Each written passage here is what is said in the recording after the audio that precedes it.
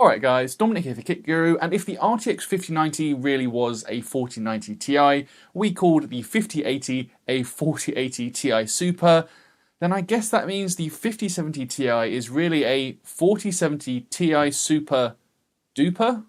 Yes, it may not be the most exciting GPU launch, but stay with us as I explain why I think this is actually the best 50 series GPU yet, as we explore things like raster performance, ray tracing, DLSS, power efficiency, and more in this video.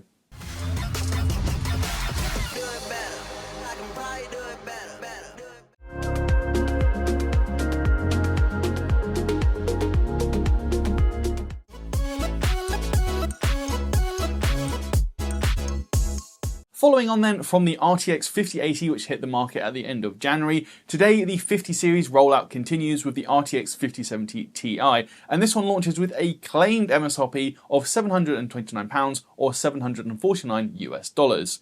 In terms of its makeup, it really is just a cut down RTX 5080 using the same GB203 die, just with fewer cores and a few other cutbacks. It's got 70 SMs for instance for a total of 8,960 CUDA cores, while it has 70 RT cores and 96 ROPs. Boost clock is also lower than the 5080 with a rated clock of 2,452 MHz, while the memory also clocks in at a slower 28 gigabits per second. There is still 16 gigs of GDDR7 though, operating over a 256-bit memory interface for total memory bandwidth of 896 gigabytes per second. Rated power draw is also lower at a 300 watt TGP compared to 360 watts for the 4080, though stay tuned for our testing as those figures don't tell the whole story. Speaking of testing then, here I am using our brand new GPU test rig which is powered by MSI. This one packs in an AMD Ryzen 7 9800X 3D, that's paired with the MSI MPG X870E carbon Wi-Fi motherboard, and we've got 64 gigs of Kingston Fury Beast DDR5 6000 CL30. All testing was also done using MSI's MPG 321 URX QD-OLED monitor. Just like the 40 series as well, there's no Founders Edition for the 5070 Ti. Instead, we were sent the MSI Ventus 3X OC model by Nvidia, which we're told is an MSRP card. Now, while it is a factory OC board, it has a 30 MHz factory overclock. I test all of my GPUs for these day one reviews at reference specs, so I simply used MSI Afterburner to undo that factory overclock, though in the real world 30 MHz really isn't going to make much difference either way. It's also just quickly worth pointing out that in this video I am focusing on the 1440p and the 4K data. I did also test 1080p though, so if you want to see that as well as every single one of our benchmark graphs, you can do so in the written review over on kitguru.net, and I'll leave a link down to that in the description as well as in the pinned comment. Kicking off then with Alan Wake 2. At 1440p, the RTX 5070 Ti delivers 73 FPS on average, and that puts it level with AMD's RX 7900 XTX, while it is 6% slower than the RTX 4080 Super.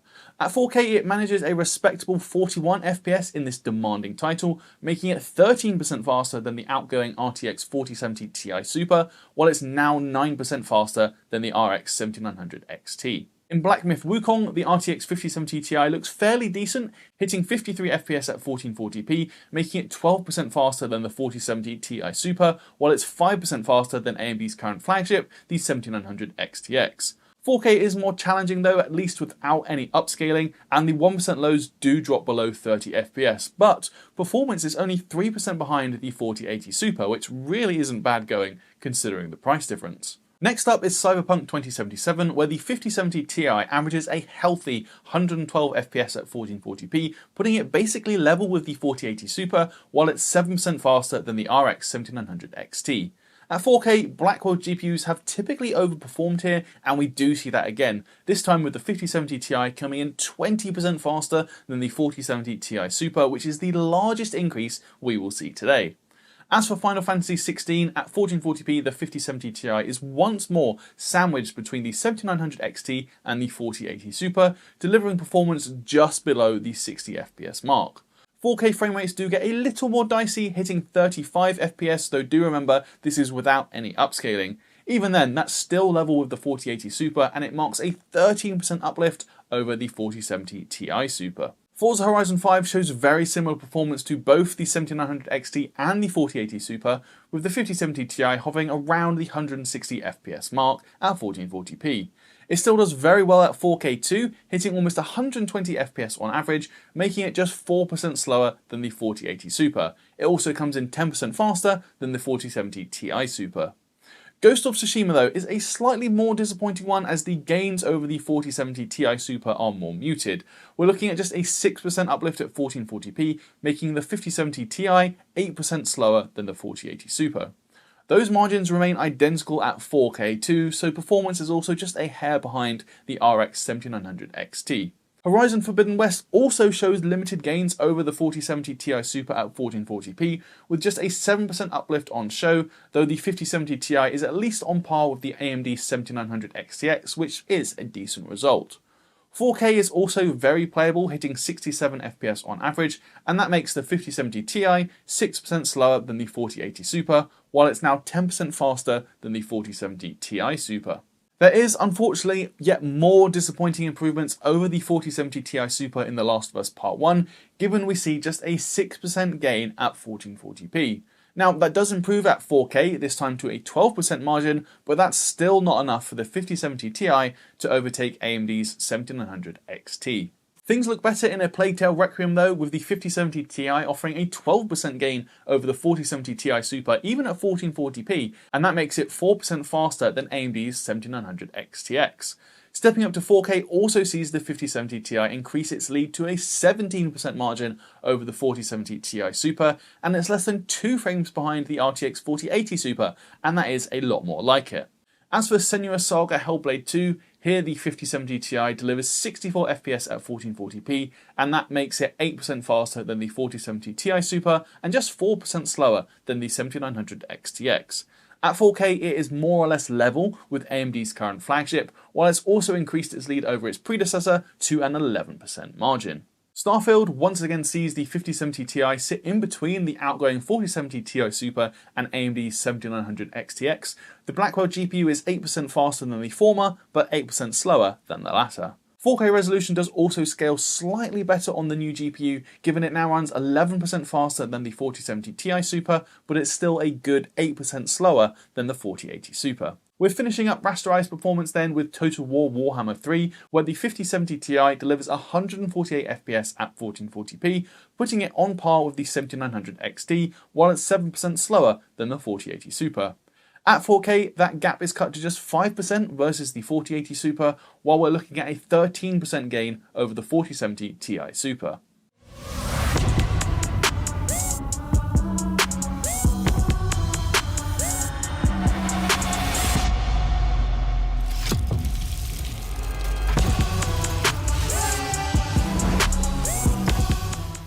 Across those 12 games tested then, the RTX 5070 Ti delivered an average frame rate of 95 FPS at 1440p, and that makes it 9% faster than the 4070 Ti Super, while it's also 5% ahead of the 7900 XT.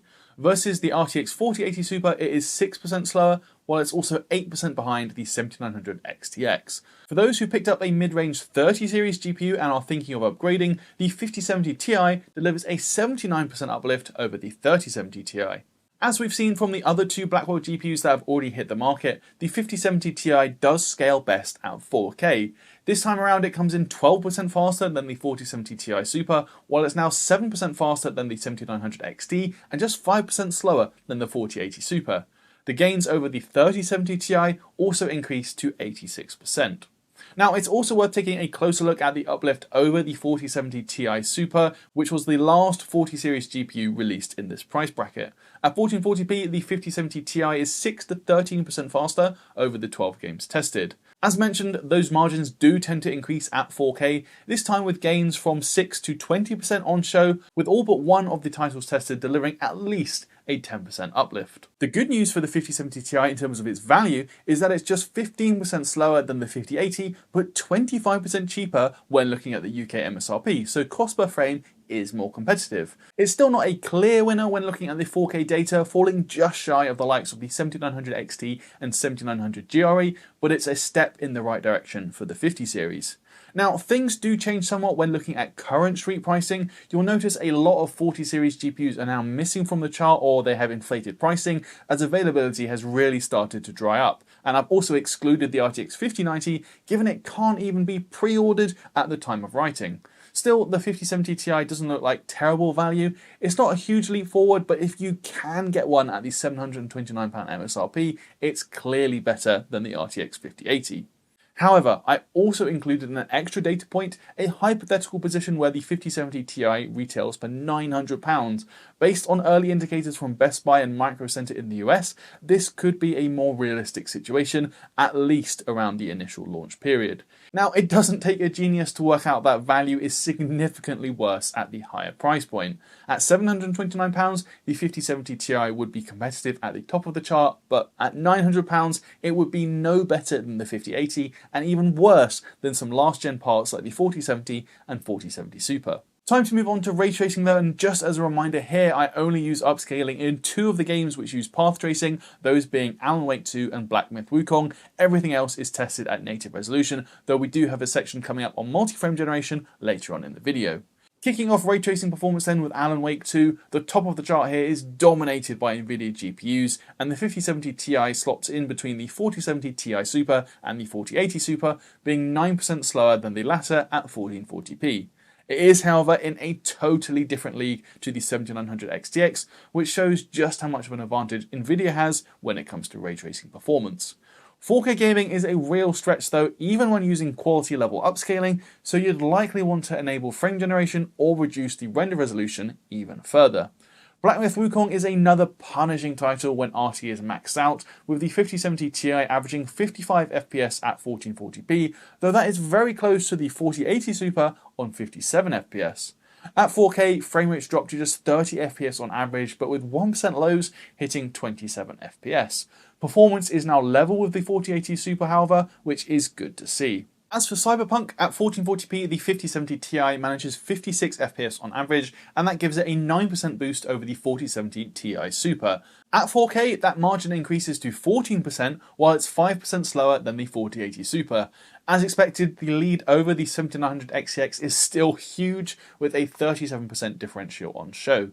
Now, in F124 at 1440p, we see the 5070 Ti neck and neck with the 4080 Super, while it's still 5% faster than the 7900 XTX, but with much better 1% lows.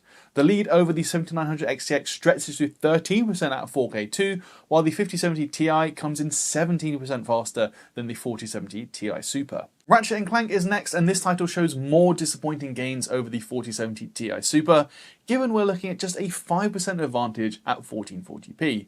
Now, this does increase to 7% at 4K, though that's a difference of just 3 FPS. The Blackwell GPU is also 10% slower than the 4080 Super, so perhaps something architectural is limiting performance in this game. Next up though, we have Returnal, where at 1440p the 5070 Ti averages 94 FPS, putting it within touching distance of the 4080 Super, while it's also 8% faster than the 7900 XTX. At 4K it's even closer to the 4080 Super, being just 4% slower, while it offers a 15% uplift over the 4070 Ti Super. As for Shadow of the Tomb Raider, an oldie but a goodie, with everything maxed out at 1440p, the 5070 Ti delivers 136 FPS on average, and that makes it 20% faster than the AMD 7900 XTX, despite the fact the game only uses ray trace shadows. At 4K, the 5070 Ti is still good for 75 FPS, putting it 5% behind the 4080 Super, while it's 12% faster than the 4070 Ti Super. Finally, we close with Star Wars Outlaws, a more disappointing title given the relative gains over the 4070 Ti Super are very meagre. Just 4% at 1440p for instance, making it 13% slower than the 4080 Super. Likewise, at 4K, frame rates drop considerably with the 1% lows below 30 FPS, but we're still only looking at a 5% gain over the 4070 Ti Super. Over those 8 games tested then, overall ray tracing performance does scale very similarly to the rasterized numbers we looked at earlier in the review. On average, at 1440p, the 5070 Ti comes in 11% faster than the 4070 Ti Super, and that makes it 6% slower than the 4080 Super, but it's still clearly better than anything AMD has to offer, coming in 31% faster than the 7900 XTX. Improvements over the 2 generations old 3070 Ti also show sizable gains, with over double the performance on offer. At 4K, the gains over the 4070 Ti Super now stand at 12% on average, the exact same margin we saw from our rasterized testing, though it still holds a 32% lead over the 7900 XTX. Performance is also roughly 2.5 times better than the 3070 Ti, though a large part of that is no doubt due to the fact that the 8GB card can't really play ray trace games at 4K due to insufficient VRAM. Time to move on though and talk about DLSS 4 and specifically multi-frame generation. Now, as I mentioned in my 5080 review, I'm not going to go over all of the visual analysis again here. Check back to the 5090 review if you do want to see that. However, we do need to talk about performance scaling on the 5070 Ti. The main thing to point out is that the experience using MFG at 4K isn't nearly so satisfactory as we saw from the 5080 or the 5090, and that's for one simple reason. The base frame rate is considerably lower. This of course impacts latency, as if the 5070 Ti can only hit 30 to 40 FPS before MFG is enabled, latency is only going to get worse once the various frame-gen settings are enabled. Looking at Cyberpunk for instance, when only using the super resolution performance mode at 4K with MFG disabled, the 5070 Ti delivers just 45 FPS baseline. Wacky on MFG will increase frame rates, hitting up to 144 FPS when using MFG 4X, but the latency is approaching 60 milliseconds in that instance. Drop to 1440p however, and the 5070 Ti can do 67 FPS baseline when using super resolution balance mode, so latency is at a much lower starting point, and as such only tops out at 44 milliseconds when using MFG 4X, resulting in a much smoother experience. Now, it's still not perfect, and as we pointed out in our 5090 review, latency should go down as frame rates go up, rather than latency increasing, but this is definitely something to keep in mind. The same also goes in Alan Wake 2. At 4K, when using the super resolution performance mode without MFG, the 5070 Ti hits just 39 FPS, with latency up at 69 milliseconds. Yes, MFG will improve your frame rate up to 126 FPS, but things start to feel pretty floaty in my experience, with latency approaching 100 milliseconds. Now, granted, Alan Wake 2 is a slower paced game, but it's definitely a key area of consideration for this GPU. Of course, some games are easier to run than others, and Hogwarts Legacy is no problem to use at 4K with MFG, given the frame rate is already at 120 FPS when only using super resolution performance mode. As such, the latency hit when enabling MFG isn't so noticeable, topping out at 34 milliseconds, while frame rates hit 281 FPS on average. I also retested the 4070 Ti Super in these games, as being an Ada GPU is limited to using just traditional frame generation instead of multi-frame generation, so you only get one AI generated frame rather than up to 3 as per the 50 series. As such, that means you can get significantly higher frame rates with the 5070 Ti Super in the region of 2 times the frame rates. Obviously, this is dependent on the game supporting FrameGen, and these are not the raw performance increases we saw earlier in the review, but it is worth pointing out if MFG is a feature you might value. The next area to cover then is going to be our AI and productivity benchmarks, where we've got a couple of benchmarks from Procyon. We also look at Geekbench AI as well as Blender and V-Ray. Starting off then with the Stable Diffusion XL FP16 image generation test. Here the RTX 5070 Ti delivers just a 5% gain over the 4070 Ti Super, while it's 21% slower than the RTX 4080 Super. As we saw in our RTX 5080 review though, there are more positives to take from the AI text generation test, with the 5070 Ti delivering gains of 13 to 15% compared to the 4070 Ti Super, and that does vary slightly depending on the model. Half precision performance in Geekbench AI Pro continues to be a strong point for Blackwell GPUs, as this is another 15% gain over the 4070 Ti Super, while it's even on par with the RTX 4090. Blender rendering performance only shows very small gains over the 4070 Ti Super, however, in the region of 6%, though it's still over double the performance of AMD's flagship. V-Ray GPU benchmark is more impressive, however, when using the RTX path. Here, the RTX 5070 Ti is 21% faster than the 4070 Ti Super, and even nudges ahead of the 4080 Super. If you're looking for a new chair, then definitely go and check out boolies.co.uk. They offer a whole host of gaming and office chairs that come in a variety of different finishes and different colours. Hitting pause on the benchmark results for now, however, it's time to take a closer look at the MSI RTX 5070 Ti Ventus 3X OC, which is the MSRP card we were sent by Nvidia for review. Now, being completely honest, it does look to me exactly what you'd expect from an MSRP card, in the sense that it feels fairly average and unspectacular. The shroud, for instance, is made from a black and silver plastic. It doesn't look amazing to me, but that's just personal preference. There is at least a metal backplate with a decently sized flow-through area, but general build quality does feel slightly lacking considering this is meant to be a £730 product. Power is of course supplied by a single 12V 2x6, and we've obviously seen a lot of drama around this area in recent weeks, with DeBauer and others showing highly uneven power balancing across the wires, as well as dangerously high temperatures. That was on a 5090 at least, which pulls almost 600 watts. The 5070 Ti here I wasn't expecting to be quite so problematic, but we have invested in a clamp meter and thermal imaging so we can properly test this going forward. First, looking at connector temperatures after a 30-minute stress test in a Plague Tale Requiem at 4K, I really didn't see anything above 50C right on the connector itself, and the wiring is even cooler. Now, this is a newish cable from MSI we're using, but I'll be using the same one throughout my testing going forward, so it'll be interesting to see if anything changes over time. As for current, I measured each of the 6 12V wires going into the connector. Pin 1 reported 3.91 amps, pin 2 was 3.92 amps, then 3.94, 4.11, 4.28, and then 4.36 to 4.37, so all well within spec and with even balancing across the cable. I also measured all 6 12V wires in one go, and we saw just under 25 amps, and that checks out as total power was measured at around 300 watts. As I mentioned then, I'm not expecting to hear too much about 12V high power and the 5070 Ti, given the power demand is half the cable's rating. If you have a faulty one, then there's still a chance you may encounter issues, but I'll be testing more 5090s soon, so it'll be very interesting to see what we find. In terms of the card itself, however, and how well it cools, we haven't got any comparisons yet for thermal performance, but the Ventus 3X still delivers decent results out of the box, hitting just under 66 degrees on the GPU and 74 degrees on the memory.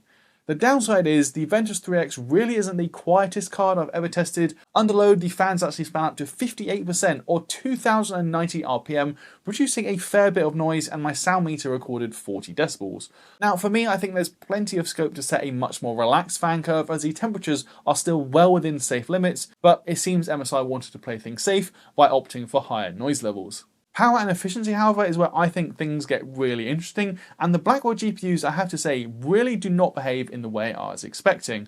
As a reminder, here we do use Nvidia's PCAT tool to measure power draw of the graphics card only, and we do this on a per game, per resolution basis. Here we're looking at the 4K data, and we can see that the 5070 Ti only draws 10 watts less on average than the RTX 5080. The new card itself averaged 283 watts at this resolution, which is below the 300 watt rated TGP, but I really wasn't expecting to see such a small delta between itself and the 5080. In fact, if we compare power draw from the two cards over all 12 games tested, this shows there's really not much in it, and the 5070 Ti actually draws more power in certain games, like Forza Horizon 5 and Ghost of Tsushima. Now, I wonder if this is due to the 5070 Ti being slightly lower quality silicon, so it requires a more aggressive voltage to frequency curve, but it's hard to say for sure.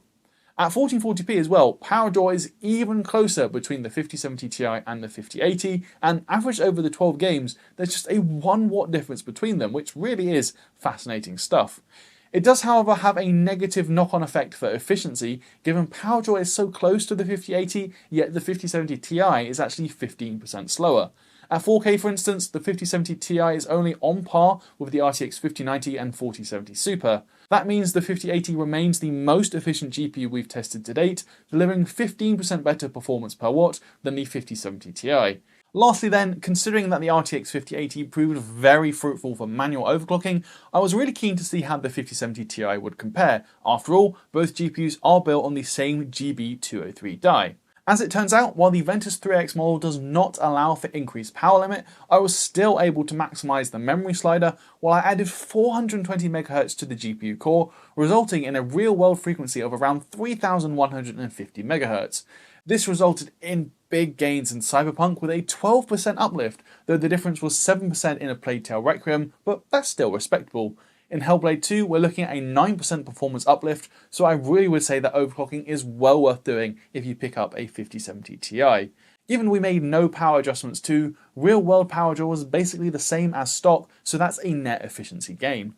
So that has been my RTX 5070 Ti review, and as I've been filming this video I can pretty much guess what your reaction's already going to be.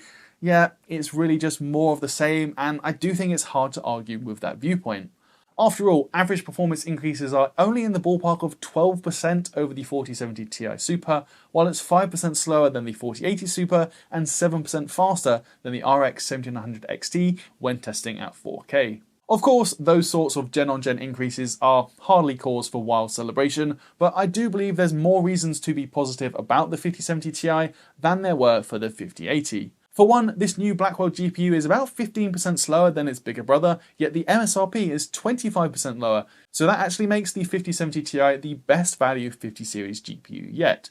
Additionally, it gets a lot closer to the 4080 Super than the 5080 did to the 4090. Now, it's still not quite there, being 5% slow on average, but the differences are even smaller in certain games, and the thought of circa 4080 Super performance for 729 quid doesn't sound too bad. It also overclocks very well, as I was able to increase real-world clock speed to around 3150 MHz. This resulted in gains of 7 to 12% depending on the game, so that's a heck of a lot more untapped OC potential than we've come to expect in recent years. Nvidia also points to its new DLSS 4 technology and specifically multi-frame generation or MFG as a key selling point for the 50 series. Having used it on both the 5090 and the 5080 so far, I found the overall experience slightly different with the 5070 Ti in the sense that I don't believe MFG is a good fit for this card at 4K. That's for the simple reason that the base frame rate is that bit lower than on a 5080, resulting in higher latency. In my experience, MFG works best on the 5070 Ti at 1440p, where you will have a much higher base frame rate, so the latency impact isn't nearly so problematic. Don't get me wrong, MFG is still a good feature to have, but it's not a silver bullet for the Blackwell card, so don't be expecting to run Path Trace Cyberpunk at 4K 240Hz. Overall then, while clearly not an amazing product, I do think the 5070 Ti is a solid enough release, offering performance that's in the ballpark of the 4080 Super but at a much lower price, at least in terms of the MSRP, so that should make it the best value 50 series GPU so far. However, stock is expected to be extremely limited at launch, and early retail pricing is already creeping well above MSRP in the US, with some pre-orders reaching $900 for supposed MSRP cards. Now, typically around these launches, we would expect to see inflated price points around the launch periods themselves, though we've also been hearing to expect supply to possibly increase as we head into March, so hopefully that will help stabilize prices. It should, however, of course, go without saying that the overall value and appeal of the 5070 Ti will be significantly worse if real-world pricing really is 20% higher than MSRP, but that's just something we're going to have to keep a close eye on over the coming weeks and months. In any case, anyone considering this caliber of GPU will definitely want to wait and see what AMD's RDNA 4 lineup will bring to the table, with an announcement set for February 28th. We are anticipating AMD will release a competitor in this market segment, but of course we're just going to have to wait and see what materializes. Anyway guys, that is where I'm going to leave this video. If you liked it, please do toss me a thumbs up, and as always, let me know your thoughts down in the comments below. Please do subscribe if you haven't already, and be sure to ding that notification bell so you don't miss when we upload a new video. If you want to carry on the conversation, you can find a link to our Discord server down in the description, and while you're there, you can also find a link to our merch store where you can pick up a cool t-shirt like one of the ones on screen. Finally, if you're feeling particularly generous, you can even consider backing us on Patreon. That's it for this one though guys, I'm Dominic for Kit Guru, and I'll see you in the next video.